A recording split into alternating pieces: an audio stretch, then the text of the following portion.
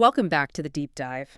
Today we're getting into a topic that, well, it carries so much emotional weight, especially for our listeners in the Caribbean. Mm-hmm. We're talking about home ownership in Jamaica. Mm-hmm. It's so much more than just a financial transaction, right? It's about legacy, it's about resilience, and really planting those deep family roots. Absolutely. And that's really the core of our mission today. We all get the emotion, that incredible hope you feel when you find a place you can imagine as your own. But we're here for the, let's call it the essential reality check. Okay. Finding the home is the dream, but being financially ready, that's the only thing that actually makes it achievable. So this whole deep dive is focused on that one thing, mortgage pre-approval in the unique Jamaican context. And that context is so important right now, especially with the ongoing recovery after Hurricane Melissa. Exactly. And we're framing this whole conversation around a quote from Dean Jones, the founder of Jamaica Homes. It really stuck with me. He says, in Jamaica, homeownership isn't just a transaction. It's often the result of years of sacrifice. Preparation honors that sacrifice. Wow, okay. So preparation isn't just paperwork, it's a form of respect for the journey. That's it. That's the perfect way to put it. Okay, so let's unpack this and start with the context. To get why preparation is so vital, you have to understand the forces shaping the market right now. It feels like a very sensitive environment. Extremely. We're seeing a few things all hitting at once. First, rising construction costs are just relentless. I mean, the price of steel, lumber, skilled labor. So every new build, every big renovation is just way more expensive than it was even a couple years ago. Significantly. Then you have interest rate sensitivity. Even a tiny shift in lending rates can totally change the affordability calculation over, say, 20 or 30 years. And there's still a shortage of homes, right, especially in the popular areas. Exactly. Supply constraints are a huge issue. And on top of that, you have this increased interest from diaspora buyers who are bringing in foreign capital and, adding more competition. Which brings us back to the hurricane. Because that's the layer on top of everything else. People are trying to rebuild, repair roofs, get their businesses back on track. And that financial caution is reflected everywhere, especially in the bank's lending practices. Every dollar is being looked at very, very carefully. So if you're listening and you've maybe done some research on how home buying works in the US or Canada, you pretty much have to hit the reset button. 1,000%.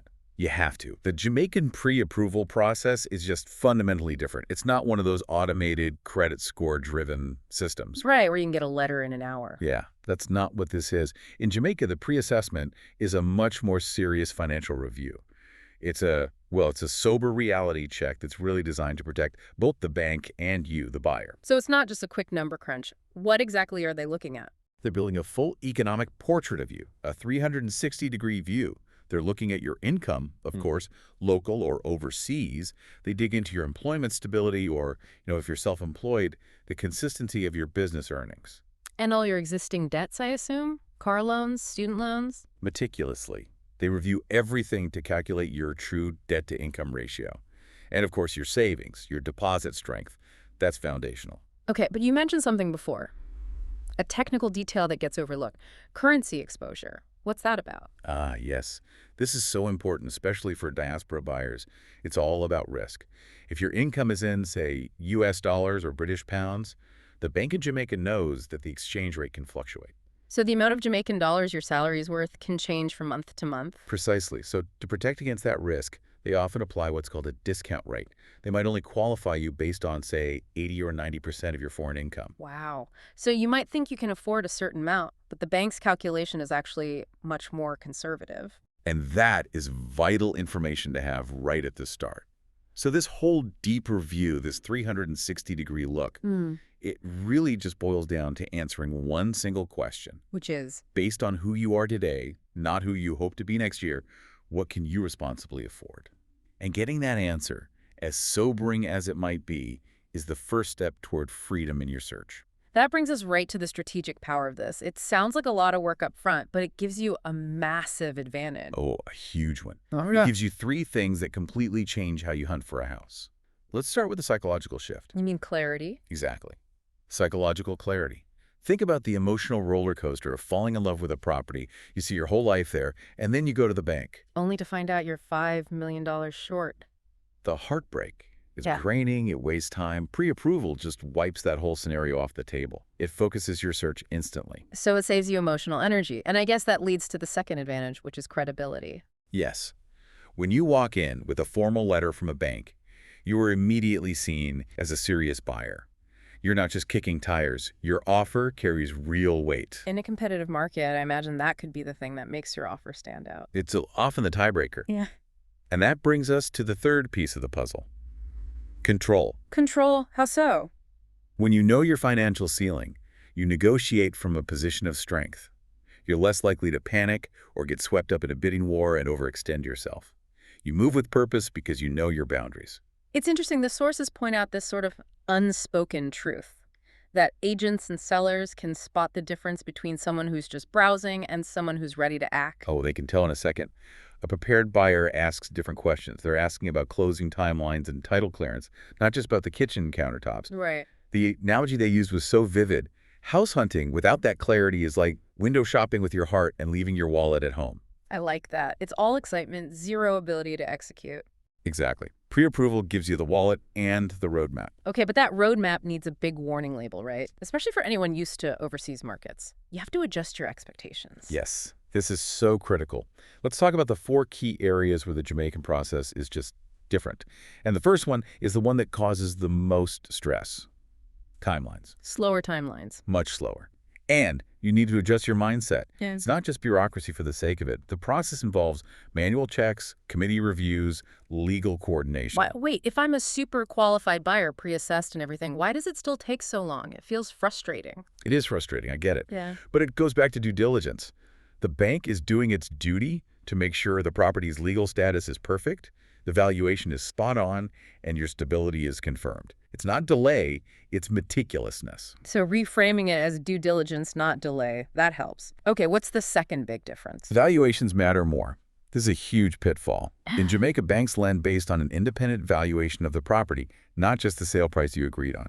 Okay, walk me through that. Give me an example. Sure. Let's say you agree to buy a house for 35 million JMD. The bank's valuer goes out and says, this property is only worth 32 million. Oh. The bank will only lend you a percentage of that 32 million, which means you, the buyer, suddenly have to find an extra $3 million for the deposit to cover that gap. That is a massive, potentially deal-breaking surprise. It can be. Which leads to number 3. Deposits carry serious weight. A strong, verifiable deposit shows you are serious and secure. It speaks volumes to a lending institution here. And the final piece, how they look at your income. Right. Number 4, income structure counts. The bank does not see all income as equal.